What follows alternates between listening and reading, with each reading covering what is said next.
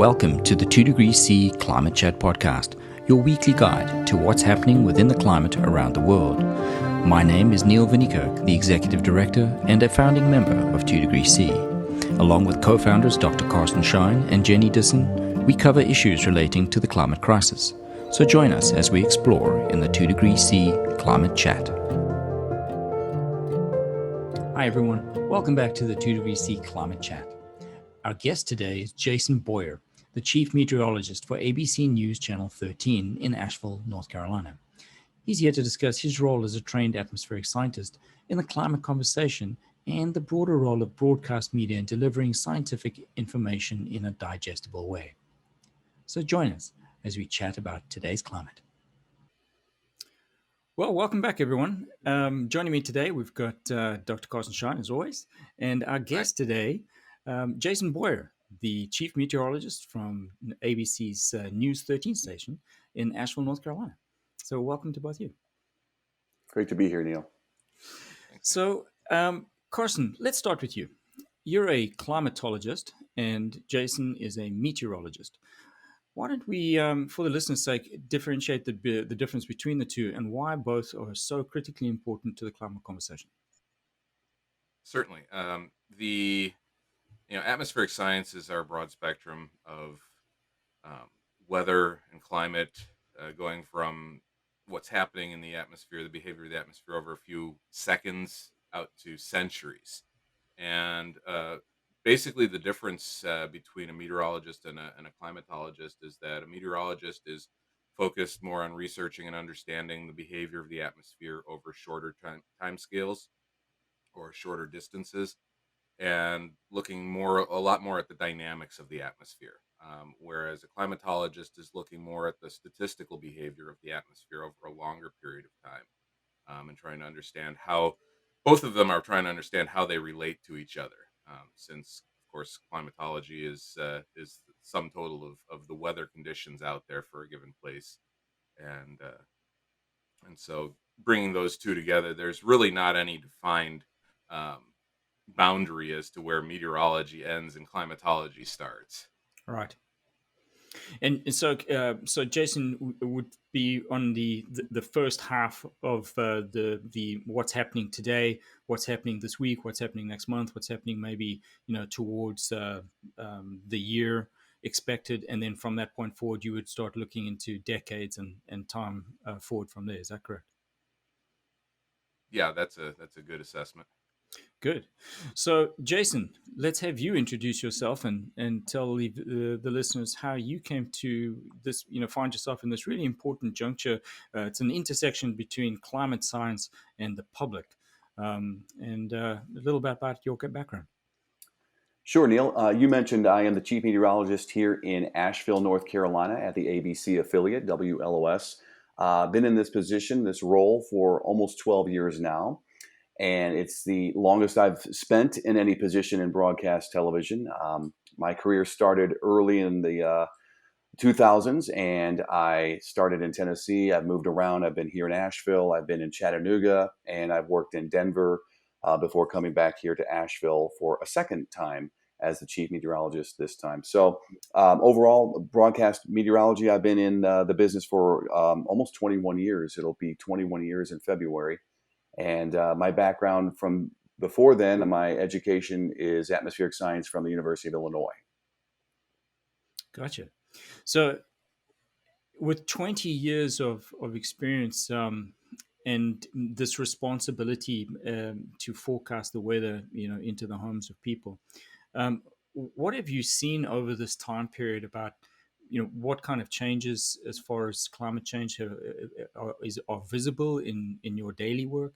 And I'm thinking more towards any things like allergies that are presenting, conditions, things like that. Are you seeing a greater occurrence of those? Absolutely. The more striking differences in climate here in Western North Carolina have occurred with heavy rain events, heavy precipitation events, more frequent ones, longer durations, and intensity-wise, the precipitation rates have increased since I've been here in the last 12 years, and It's more noticeable when you have more flash flooding risk. You are certainly having more mudslide risk now. And we have a lot of steep slopes, and that leads to the mudslide risk increasing too when you have high precipitation events like we've had over the past 10, 15, even 20 years. We've also seen our nighttime low temperatures uh, strikingly warmer, and that has led to more invasive species of plant growth that is affecting agriculture in somebody's yard or even garden. Local gardeners are having to struggle with keeping more of these species out of their gardens and destroying their crops and such that they're growing. We've had an increase in daytime temperatures for high maximum temperatures, but it hasn't been as dramatic as the nighttime low temperatures on average have increased several degrees, especially in the late winter and also mid to late summer months. I've seen that more of a recognition of sorts, if you will, in the data that is supporting that. So our winter months have been interesting too because of those nighttime lows. We're not getting quite as cold as we used to. So insects aren't dying off as they would in many ways before spring comes around and they reemerge. So a lot of the mosquito populations, gnat populations are certainly more prevalent now that we're seeing, or prevalent, I should say, but that we're seeing more and more of them affecting and being kind of an annoyance, if you will, to the population. Oh, that's really interesting, and I know. I mean, much like other areas in the United States, you've gone through the. Speaking of insects, you've gone through the cicada cycle now, with events that pop up from time to time, whether it be you reference things like insects or diseases that are spreading because of changes that are occurring and warming that's occurring. Do you find that there's an increased need for you to educate the public with regard to climate change as part of the understanding to see what actually fits within that description and what doesn't? And how do you approach that responsibility? Good questions, Neil. Yeah, I think there's a thirst for wanting to know more um, in regard to what is causing this change. Is it strictly climate change or is it a cyclical thing?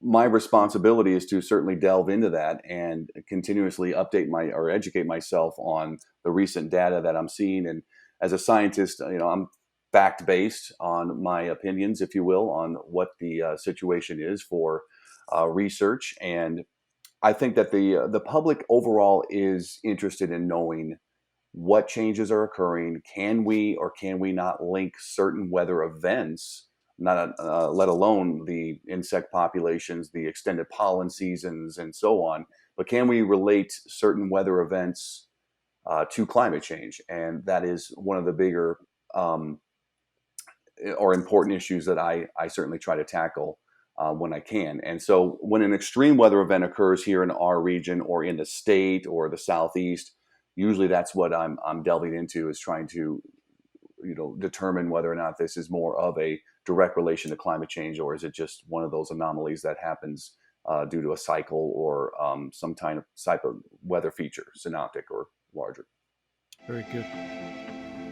Described barefoot luxury, the casually sophisticated Southern Cross Club is Little Cayman's original resort.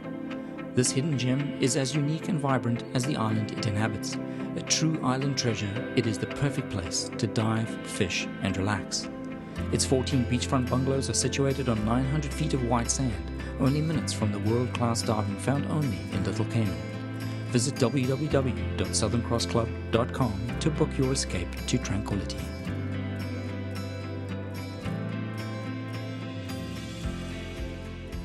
So, as a TV personality, Jason, there's this responsibility of, each day you're going into the homes of people, like I said, and you're delivering this message to a pretty diverse audience, and not only in age, but, backgrounds and political leanings.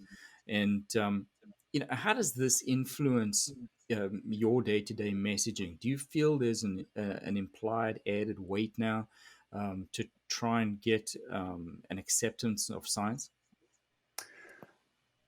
Yes, I certainly think that from my standpoint, personally, I feel that there has been more of a commonality between the public and science-based evidence that there's more of a questioning of it, unfortunately, from certain sides, and we try to maintain a balance. Obviously, when I'm delivering information, whether it be the forecast or something climate change related, as I mentioned before, I'm a scientist, so I am evidence based on my messaging, and I don't try to think about whether someone that I'm talking to through the camera might be more right leaning or left leaning or fall in the middle. I'm focused on helping inform and educate the viewers at the same time, regardless of their political or religious beliefs. So that's where I have to kind of toe the line and certainly be a scientist and maintain the evidence-based messaging that I try to get across every day. Yeah, gotcha. So, just out of curiosity, I mean, you also speak to a lot of school groups and church groups and such, and how do you maybe modify or change the discussion based on the audience if you're dealing with a group that is perhaps less likely to accept the idea of climate change versus one that's fine with the idea. Yeah, it can be tough, Karsten. Good question because I talk to a lot of civic clubs, Lions clubs, or Boy Scout groups, Girl Scout groups. So it runs the gamut in terms of public speaking at times on the subject. So uh, there are times when I'm actually asked to directly talk about a subject like climate change or address it. Other times it's just come and talk to us about your job, and then the subject comes up by a question from somebody in the audience. So gauging the audience is one thing you kind of have to do, like a comedian gauges the audience as they're standing in front of them. But again, I make it clear to them that I'm not trying to push any kind of agenda. I'm a scientist, and evidence based messaging is what I'm about. So I will present to them evidence that I am confident is reliable, has been certified by scientists across the country, other folks that are way smarter than me, and I will, show that evidence and say, look, whether or not you want to quote unquote believe in climate change or not believe in it, um, understand that there's something going on. There is a change, a market change in global temperature, sea surface uh, temperatures rising, falling, whatever you are in the oceans, but obviously the rising water levels along the coast are affecting it. We're getting bigger storms. We're having more frequent rain events, heavy rain events. So all of that, I think, ties it to climate change in a neat package. But it's also giving them the individual impact, saying, "Look, you guys experienced a week ago a tremendous rainfall event. Now, when you put that on the scale and look at the threshold for flash flooding, and those thresholds are changing because we're getting more frequent heavy rain events. We're getting um, areas that are flooding more often that didn't flood in the past. So I think tying it into them and relating it to them more on a personal level like that, whether it threatens their property or not, but it's a big situation for them to understand and certainly be ready to realize. And I think that helps to tie it all together. Yeah, Mm. and I just want to point out, really important thing here is that research scientists have often been criticized as being unable to effectively communicate this climate change message, and so it's really important that broadcast meteorologists like yourself, who are going into the homes of people every evening, that they are able to communicate that in a way that these researchers just are unable to do, and that's really important, I think, in this whole messaging. Very good point. Yeah. And that actually brings up the next idea that I wanted to talk about, because I know, Jason, you moderated a panel on climate change in 2017. And I mean, this topic is extremely polarizing in the US in particular right now, as we all know, politically speaking. And so, from a broadcast media standpoint, have you seen since that time in 2017 until now, what changes have you seen occurring in the broadcast media messaging? Um, and how people are reporting climate?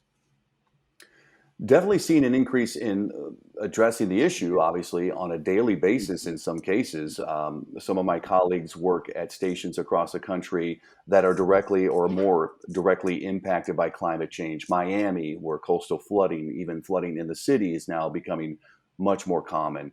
Hmm. Denver, Colorado, where snowpack is being reduced more regularly. Wildfires are becoming more of a year-round issue rather than a seasonal issue. So I follow those friends and colleagues and certainly keep abreast of the science that they are messaging.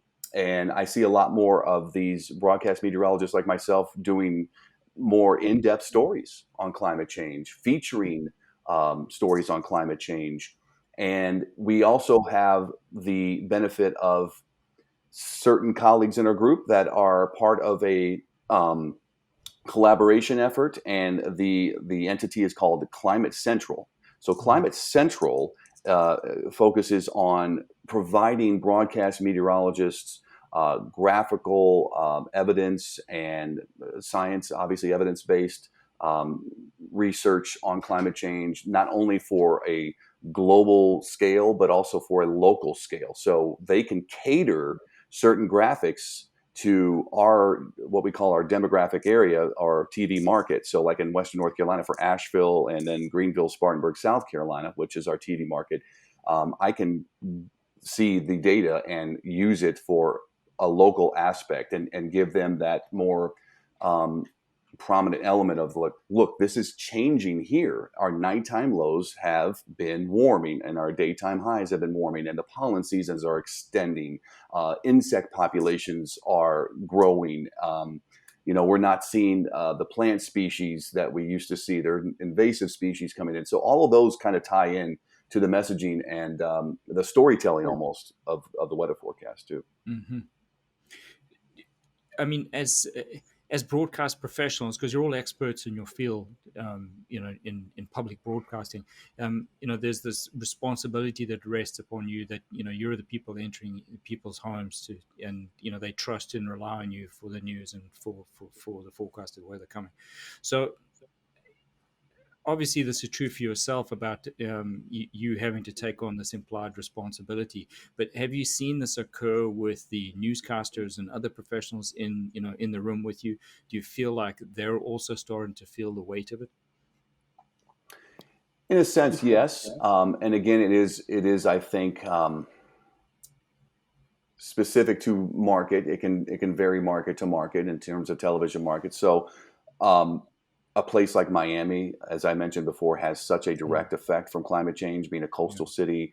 New Orleans, obviously, another market that might have more of an impact directly. So I think there is that sense of, hey, this is a real problem, Yeah. and we need to be talking more about it. And I think that my colleagues, not only in broadcast meteorology, but in the newsroom, the anchors and even our producers are helping educate themselves too on it. And that's part of my role as well. Is if they have a question about something, they Yep. can come to me. We're the station scientists now, not just the meteorologist, smiling and giving you a high and low temperature with some pretty icons of sunshine or, station scientist. That role is a very common role that is used now for someone in my position. We are not only expected to address meteorology and climatology, but volcanology, geology, when there's a major earthquake, when there's a tsunami, when there's infestation, this brood X cicada, let's Yeah. talk about that. We need to be ready to address a variety of subjects. So I think that's helping us educate others within the newsroom too. I think that's really helpful, actually. So sometimes in your broadcasts, you sometimes reference something called Cocoa Rise observations, Hmm. and it's the Citizen Science Rainfall and Snowfall Observing Network. Um, so, how important do you think this sort of supplementary data is? And when it comes to public participation, how meaningful and useful is it? To your efforts to be able to forecast. It's vital, Neil. I will be the first one to say that I use Coco Ross almost on a daily basis, especially when there's precipitation events. Obviously, that's what it's more inclined to use, or at least help us out with rainfall, hail, snow. Um, so when we have a precipitation event, there's the Doppler estimated rainfall that you get via a product in the software that we have, and then there's the actual observations that are measured by this community collaborative effort. And Coco Ross is vital for me to know not only where the rainfall fell, how much of it fell, and understand or maybe have pattern recognition over the course of time that we're seeing distribution of rainfall and intensity of rainfall changing. And Hmm. thus, that's more of the climate change connection. We're seeing heavier rain events here. We're seeing more rain events in areas that may not have gotten heavier rain events in past. So that data is available, and it's vital to my daily operation and forecasting and messaging as well. And I'll just add, Coco Ross started a few decades ago as a project to try to capture more hyper local rainfall information after a severe thunderstorm created a flash flood in downtown Fort Collins, Colorado, and the only gauge in the area was at the airport a few miles away, and it had, I think, a tenth of an inch of rain in it, and so there really was no information for the researchers and other people to understand what had happened and where the rain fell and how fast it fell and things like that. So that was this brainchild, and the understanding that the uh, official rain gauges are very, very expensive, but anybody could really put a rain gauge, a 4-inch rain gauge, out in their yard and take a daily measurement of how much rain fell, and helps them in their gardens and such as or watering their lawns, as well as helping researchers and meteorologists and everybody understand what's going on at a much finer uh, scale. Yeah. So I definitely encourage anybody listening to Yep, become a CocoRa's observer. easy to Well, do. and to that end, 2 degrees C, for those that are listening for the first time, we have an initiative to connect individuals to climate science using tools like the one that's in the picture behind me, the 2 degree C leaf. And so the question to you, Jason, is, a sensor platform like the 2 degree C leaf that's collecting temperature and humidity, how would something like that help you in Western North Carolina, with your ability to forecast at a local level? Yeah, there's been an emphasis in our industry for more hyper local forecasts. In a nutshell, we are rarely showing, unless it's an extreme case, a current temperature map for the southeast or the mid Atlantic or vice, moving in and out of the area. I will show a couple of local, very local current temperature maps, but we're focused more on getting to the forecast and understanding weather patterns now.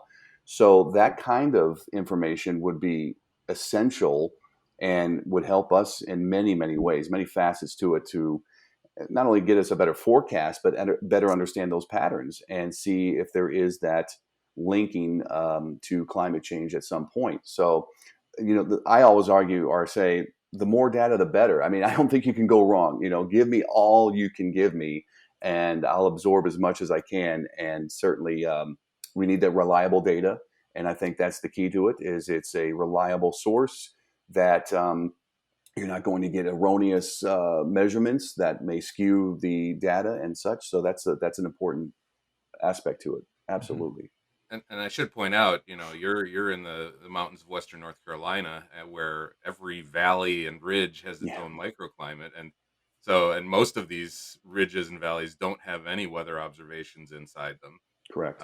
and it varies whether it's facing north, facing south, or west or east. It depends on what the weather is going to be in that particular location, and it may be vastly different in the next valley over. So having those observations at a much finer scale is going to be very important, I would think. Mhm. Absolutely. And so we're in an age now where we have computer science, and we have apps that look at weather for us. We have accurate weather forecasting in broadcast media. The days of the farmer's almanac are not quite the same as what they used to be. So how do you anticipate with the age of supercomputing and all of this data coming in? How do you see that that's going to change what you do, and where do you think meteorology is going to go? Well, the sky's the limit. In 20 years that I've been in the business, there has been an extreme change between the technology then and now. Radar technology has really come a long way. That is now allowing us to dissect thunderstorms on a small scale. And this leads us to the ability to give a better forecast in a short range, 30 minutes, an hour, 2 hours from now, on a event that may be a life-threatening event, whether it be a flash flood, a large hail event, damaging hail, or in the worst case, a tornado. Mm-hmm. So being able to see the information within that thunderstorm, something that would have been more of a pipe dream 20 years ago, or a supercomputer that could only produce that kind of an image, a 3D volumetric scan of a thunderstorm. We are able to do that now in our office on the air and show the audience that. So I love the ability and the capabilities of the technology already, but it's also such an educational tool. And I think the more you educate the audience, the better you are, so that the next time something happens, they understand what they need to be doing or the impacts that are possible. Mm-hmm. And thus they'll take the necessary action sooner rather than later. And you're, helping keep them safe. And that's our number one goal, is keeping them safe and informed. When it comes to computer modeling of weather, dramatic changes, obviously, in the last 20 years as well. When I started out, we didn't give a 7-day or 10-day forecast because it was too unreliable. You couldn't really be confident that anything beyond 5 days was going to be worthy of showing. Mm-hmm. But now it's quite often, depending on what television market you go or city you visit, if you turn on the local TV station, you might see a 7-day, you might see a 10, you might even see a 14-day forecast. Now, 14-day forecast, that's a lot of information to digest as a viewer. I can't, trying to picture 7 days on top, 7 days on bottom for the same location. So that may be a little bit soon, if you will, for people to be able to handle it. But we're such an information-driven society now, with everything in the palm of our hands. It's instant this, it's instant that. So computer modeling is starting to get more refined, better resolutions, and more ability to see smaller scale meteorological phenomena. So that is helping us forecast better. I think the future is going to be bright because the technology and the data that's being collected, like what you're doing or what the Coco Ross community is doing, or your cell phones, anywhere that is collecting data of temperature, pressure, wind, and humidity. Mm-hmm. My goodness, the data is endless, and we don't have the ability to incorporate all this data yet in these models because it is just a tremendous amount of data that they're already taking in. So the computing ability is limited at this point. The software is not even made yet to handle all of this, but it will come. And so when we start to incorporate all this additional data, it is only going to help make these forecasts better, more accurate, and even maybe spread out further in time. So that's something I look forward to, a very promising future for that. I imagine that at least a small part of your job is fielding questions from people who are trying to plan an event that may be months away, and having to jump into that role of climatologist versus meteorologist right now, and give them an understanding of what the conditions might be like versus an actual forecast. I do, and that is something that is unique now, more so than it was, say, 10 years ago. In fact, I had a Facebook message just yesterday of a gentleman who, and again, this is a whole other subject, social media, Yeah. who had seen a YouTube video from, he just said, a meteorologist somewhere that was talking about how brutally cold this winter was going to be and how brutally snowy it was going to be for North Carolina and the Western North Carolina. Okay, so he was asking me my opinion on it, and I answered him. I said, you have to take this with a big grain of salt. We're talking 6 months in advance trying to predict an overall pattern of climate, and there is no model out there right now that can do that accurately enough for us. But we recognize patterns, and that's the key. What is the ENSO that's going to drive our winter weather? Last year it was La Nina. La Mhm. Nina is now gone. It's neutral. And so when I talk to people about that, I try to educate them on what La Nina, El Nino, and a neutral cycle means and how it affects the weather in the United States. So winter weather, it's interesting that people focus because of our region of the country and our topography. We have mountains. The highest point east of the Mississippi River is in my television market, Mount Mitchell. It's almost 700 feet, right, or a little more than that. So you're looking at a much more impactful winter forecast here overall. It affects more people in the wintertime because snow and ice usually fall on larger scales. Mhm. Okay. Whereas you're talking a daily thunderstorm occurs in 5-10 mile radius, and that's about it. Right. So winter weather here is certainly more top of mind for people. It raises the anxiety level a little more for our population here. So I get the idea that people want to know what winter is going to be like, maybe now in July, but I have to be honest with them and say there's really no way of telling you exactly what's going to happen. You have to understand that if we go into a neutral pattern like we are now with ENSO, that's more likely going to lead us to a pretty typical winter, right? If you just take that in one aspect. But then I go into the whole, there's the North Atlantic oscillation, there's the Pacific decadal oscillation, there's Greenland blocking, the polar vortex, and you start getting pretty complicated in that. And those things you cannot predict in on large scale time scales. You can only do it a few weeks in advance, and that's about it. So Yeah, I would add though that NOAA's Climate Prediction Center does on a monthly basis put out yes, seasonal forecasts, yes, which they do. they're not really um, a day-to-day forecast of Right. events, but rather probability of it being warmer, colder, wetter, or drier than Right. expected than usual. Yeah, and that's the thing I try to message too. Is it's like I can't tell you specifically, but we deal with probability. That is Yeah. what my job is. The chance of something happening or the chance of it not happening. And thus, if I say you want to talk about, is it going to be a brutally cold winter? Um, well, we could have cold snaps, absolutely. But what are the chances of it averaging out to be colder than normal December, January, and February? So And in that sense, climatology is much the same in that most of what we're doing climatologically is probability. Will the future be warmer? What's the probability of it increasing by a few degrees or more? What's the probability of increased hurricanes? Things like that. yep. Yeah, I think you're in the business of building trust, with the public, because you're having to take these very complicated, weighted subjects, and you have to interpret them in a way that the layman can understand, and then build trust from there. Like you say, using all of these different data streams to try and build something that they can rely on, Hmm. and come back on a daily basis, for the accurate weather forecast.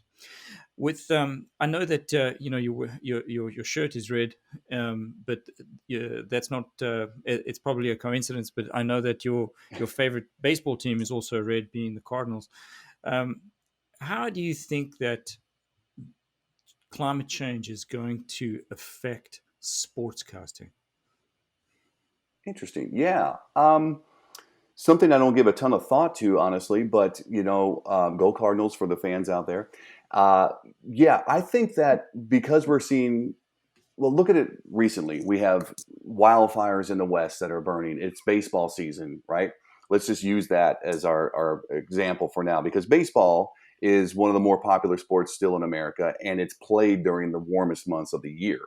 Mhm. Um, so if you look at the data and you see what's happening now in the West, I would not be surprised if more teams and organizations are going to focus on keeping not only their players safe, but the fans safe as well from extreme heat, from air quality issues like smoke pollution and heavy rain events, extreme severe weather events like that.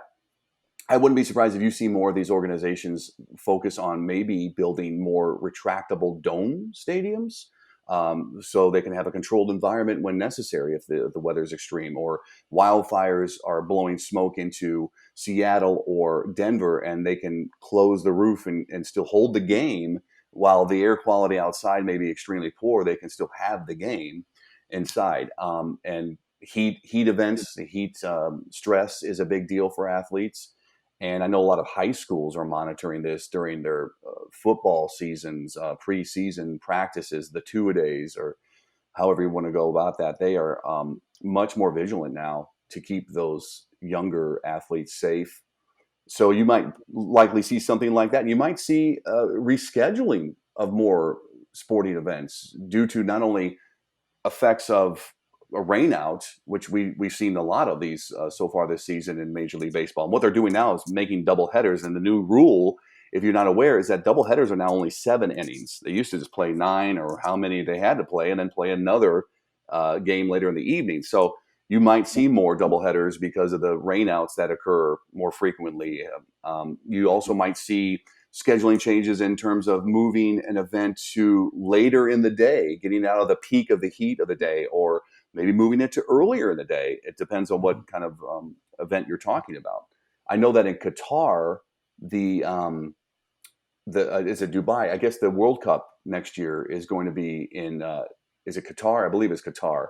And they had, obviously the climate there is a desert climate, extremely hot this time of the year. So typically the World Cup is played in the summer, but they're going to move it to, I believe, November, so they can keep it cooler. So the athletes won't be stressed, and the fans, and they won't risk anything. So that's kind of it wouldn't surprise me if baseball season were to start earlier in the year in the coming decades.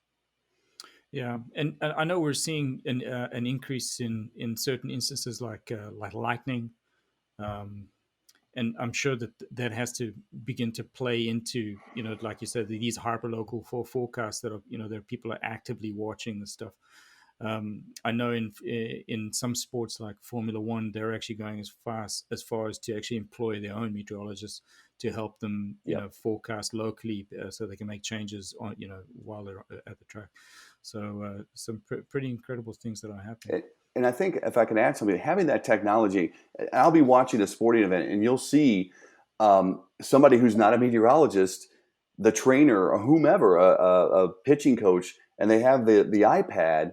And if there's weather in the area, I've seen them actually looking at it, talking about it. So I think that's wonderful, because do I want them making the decisions? Obviously not. I want somebody trained in meteorology, which is eventually going to go, the hierarchy will go to them and say, do we need to, worry about this? Is this game going to be played? Or, but it's great to see that they're paying attention to that, because it helps educate them without me directly educating them. I can see that they're learning something about storm motion and trying to interpret radar data. That's a good thing overall. We encourage our audience. We promote our weather app all the time, on a daily basis. Download our weather app, download the weather app, go to our website, and you'll have the radar in the palm of your hand. Is our little catchphrase, and you'll get your hourly forecast in the palm of your hand anytime you need it, because that's what society is. It is a instant gratification society almost now. We want that information as soon as possible. We want as much as possible. So right. It's a good thing overall. I think that people are seeing more frequent weather and being able to look at data like that. Yeah, some job security for you, I think, in the future as we progress through this. All I can say is thank you for coming and joining us for the TWC Climate Chat today. It's really interesting to have your point of view, and we do thank you and wish you all of the success with NEWS13 and as you go forward. With so many wonderful destinations around the world to choose from, a little help can go a long way. Quest Dive Adventures is your premium adventure travel company, offering a wide and diverse selection of destinations to choose from, with dive adventures from the Pacific to the Caribbean and adventure travel from Costa Rica to Africa. Quest Dive Adventures offers packages including flights and accommodations, activities, transfers, diving, and more. Everything to enjoy your perfect vacation. What's your request?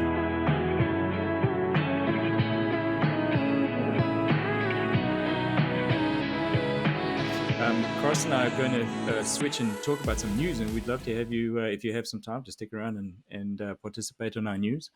Absolutely. For those of you that are new to listening, we like to send out a newsletter once a week containing 2 or 3 of the latest news cycle climate change stories that are making their way through the cycle, and add to that a scientific report that we found interesting just once a week, just the facts. And you can look for that at 2degreesc.org under the newsletter section. So, Carson, having a look at things that are currently happening, obviously the biggest concern right now is that this um, drought and heat on the western side of the country. And the headline says American West stuck in the cycle of heat and drought and fire, experts warn. What's your take on that? Yeah, I mean, right now I'm living just north of Seattle, and we just went through a record-setting heat wave a few weeks ago. Relative to when this is airing, obviously. But yeah, a town in Canada, Lytton, in British Columbia, set Canada's all-time record, 121 degrees Fahrenheit, almost 50 degrees Celsius. And when that heat dome moved away, the winds came in, and a small fire quickly engulfed the entire city the very next day, destroyed about 90% of it. But something like 500 people, I think, or more, have succumbed to the heat during that heat wave. And now another heat dome is setting up over the Rockies for this coming weekend, I think. And we've already looked at some of the attribution of that heat wave over the Pacific Northwest, and pretty much come to the conclusion it would have been meteorologically impossible to have that level of heat without climate change, without global warming. And this pattern is really becoming much more of a norm out west, than it used to be, as partly as a result of climate change. And I've listened to an interview with a wildfire firefighter last night, who was lamenting that they don't get a break anymore. They're fighting fires almost year round now, Mm-hmm. and they just move from one to the next without any relief, and getting stretched thinner and thinner. And this is a prevailing pattern that's happened over the last several years, and it is getting worse every year, and there really doesn't seem to be much sign of it changing, as some of the atmospheric circulation patterns are changing that favor this sort of environment in the summertime out here. Jason, you want to add in on that? Yeah, and heat waves usually feed off themselves, if you will, because we're talking about a daily baking of sun, clear skies mostly. The air temperature continues to warm. And when you start evaporating that water out of the ground quickly, especially in the western United States, where relative humidity values in these situations can be down into the single digits, once that evaporation process has really drawn all that water out, the solar incidence, the radiation is just going to start heating the air up. It doesn't have to do any work now to evaporate some of the water from the ground. So it's just going to exacerbate the situation and continue to build the heat. So you can see, triple digit heat for weeks, and it's harder to break these ridges of high pressure down once they're that strong. It's just getting harder and harder. We've disrupted the jet stream pattern. There's been evidence of that from climate change. A warmer globe has slowed the jet stream down. And once you do that, it's like a river that flows across the globe. It's a circulation belt, the polar jet, the subtropical jet, and then the polar vortex, vortices, you could say. There's one at the North Pole, one at the South Pole. So you slow it down, you don't have the ability to move synoptic scale systems like this around much more easily or break them down. So you're stuck, Yeah. as they And say. the warmth is also pushing that farther north in the summertime, so that's bringing heat to places that normally have never experienced that level of intensity Right. before, and bring thunderstorms into those dry places, and lightning induced wildfires that they really never had before. And I mean, this is obviously affecting species besides humans. Um, at least humans have quite a lot of tools available for mitigations and adaptations. But as far as species goes, Carsten, we know this is happening terrestrially, but this is also true of the ocean as well, correct? It is absolutely true. Just in that Pacific Northwest heat wave a few weeks ago, um, some scientists have estimated that over 1 billion marine species, marine animals along the coast died during that heat wave. Clams, mussels, starfish that were trapped out of the water when these low tides came in during the middle of the day and just Mm-hmm. baked these creatures in their shells and such. Yeah, quite dramatic. Really, really, really dramatic. Um, let's stay in the ocean because there's another headline I wanted to talk to you about. This particular one talks about remotely piloted sailboats monitor cold pools in tropical environments.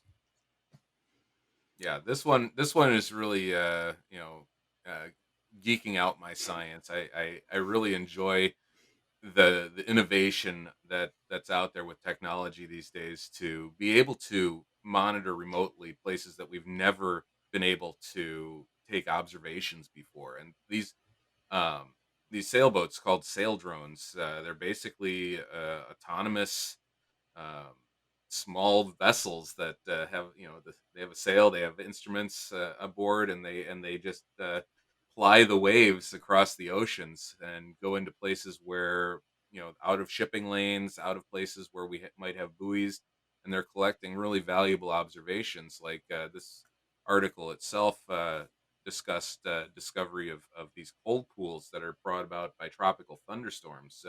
As the air descends out of them and the rain descends out of them, it evaporatively cools and creates these cold areas in the tropics. And we don't yet understand what implications that might have for things like El Nino, or the movement of this belt of thunderstorms called the Intertropical Convergence Zone through the tropics, or even on sea surface temperatures in that area and what that might mean for the marine species in those places. So it's really exciting to start to get this information into the hands of scientists. Yeah, fantastic. Hopefully, we'll see more tools, much like our own, be used to capture climate observational data from remote places, just like these sail drones. If I can Well, add something, Neil, quickly, absolutely, please. the cruise industry, because of the pandemic, has been decimated. So we don't have cruise ships that are actually useful in collecting some of this weather data out Mm-hmm. there, moving about the oceans. So that data is also very important for computer modeling on a short-term and even long-term basis when you're talking weather. I know that some of the improvements that are coming out for the American model, the Global Forecast Systems model, include better sampling of ocean data, better Mm-hmm. sampling of not only tropospheric data, where most of the weather occurs below about 35,000 feet to the surface, but also stratospheric and even mesospheric data. So we're Mm-hmm. going 100,000 feet up, in the atmosphere to determine what's happening there, because it's important to know what's happening there, because eventually things work their way down and migrate to the surface. So kind of like a fish tank, you put Yeah. food on top of the fish tank, and if the fish don't eat that food, eventually that food that's missed might just kind of work their way down to the bottom, and that's how the atmosphere works too. Yeah, interesting you mentioned that because I did see a study that mentioned a thinning of the stratosphere that they were studying right now. But really interesting, and I'm really glad to have both of you here to just enlighten us a little bit about your take on what's happening in the local news. And hopefully we'll have you back again, Jason, in the future to come and talk to us. It'd be great to see how things unfold for you. And Carsten, thanks again for your time today. Much appreciate you guys coming for the 2 Degrees C Climate Chat. And for you guys listening, we'll hopefully see you again next time. Thank you, Neil. Thank you, Karsten. Thank you. Yeah, thank you. Thanks for listening to today's episode of the 2 Degrees C Climate Chat. If you have a question you would like answered, a topic for discussion, or would like to be a guest on the show, please leave a comment below. We'd love to hear your stories and climate journeys, and if you like what you've heard today, please like, subscribe, and comment wherever you hear your podcasts. Next week, we'll be joined by Jeremy Hsu, the Chief Scientific Officer and co-founder of EcoBot. Jeremy has used his ecology and botany background to develop a software that offers a change in the way environmental fieldwork is performed. So please be sure to check back in then, or find out more about the stories you just heard by visiting our blog at 2degreesc.org and connect to others like you via our social media.